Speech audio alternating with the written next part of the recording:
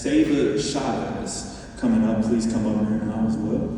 And on deck we have Trinika Walker and Karen Tyler. Karen Tyler, please make your way over here as well.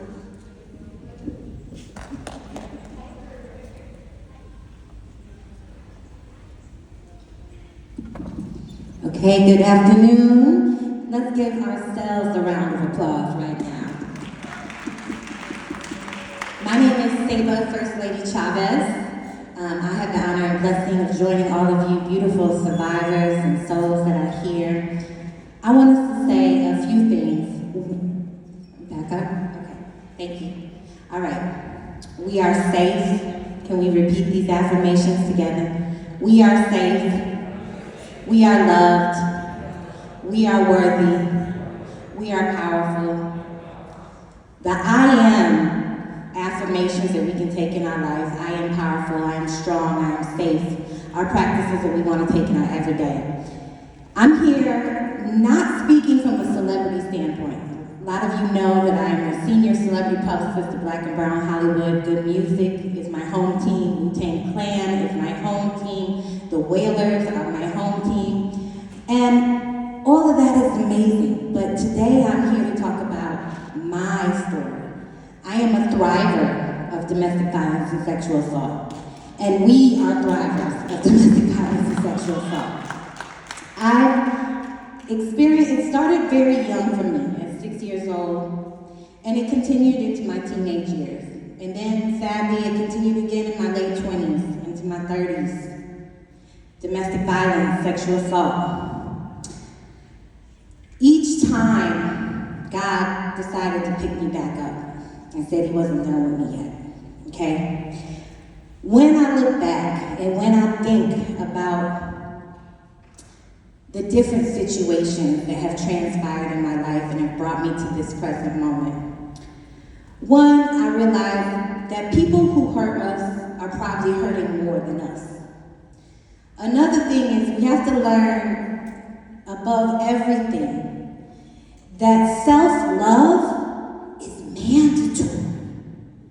We have got to learn to love ourselves, even if mommy and daddy don't say something, or grandma and grandpa, your auntie and uncle, or whoever it might be, isn't pouring that love into you. I want you guys to start looking in the mirror and telling yourselves, I'm worthy, I'm loved. No is no.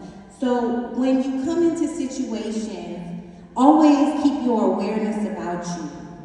Pay attention to the vibrations of energy and frequency that you're feeling.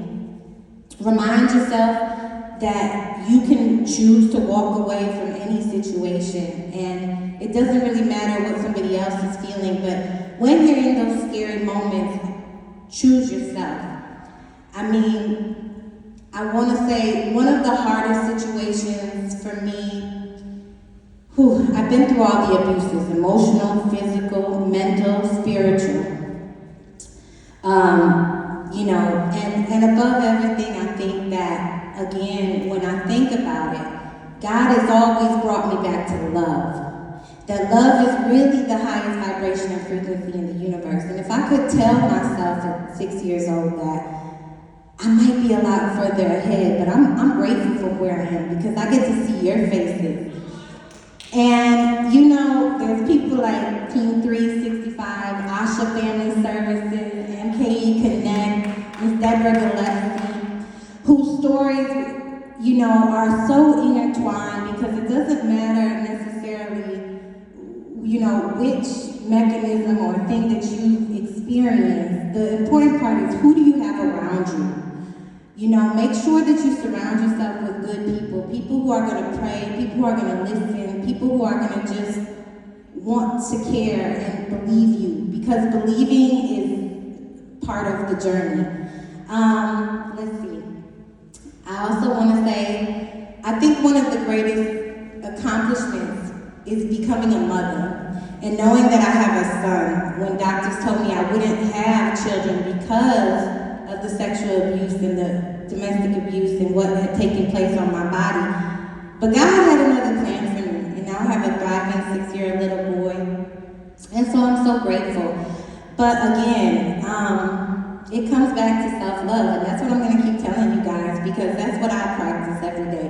Love, when we love ourselves every day, I want us to love ourselves spiritually, mentally, physically, and financially. So love where you're at, even if you have $5 in your pocket, or you're limping and you're working on your physical therapy, or you may think that God doesn't have a plan for you. He does. That's why we're here and giving breath each and every day. So that's a little bit about my story. We could go into all the different abuses, but make sure that you guys show each other respect. Respect your sisters and brothers. Respect your elders. Respect your body. Make sure that you protect yourselves. If you are going into a decision of love, make sure that you have healthy conversations with the person or the people that you're around, and find some people that can direct you, and don't be afraid to ask questions along the way. None of us are, perfect, and that's okay.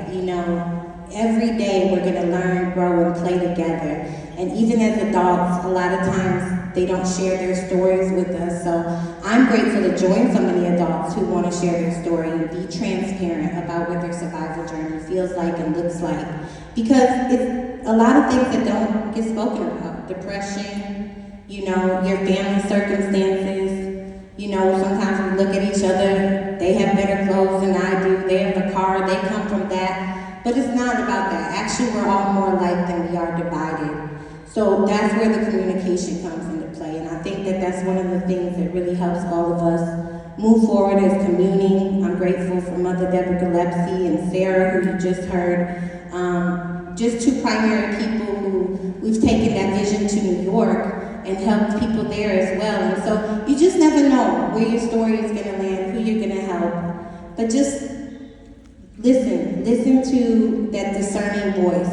Whatever you call God, whatever that higher power is, just know that you will survive, and eventually you'll thrive. But it's up to you to take your power back. Blessings of love and light. Thank you.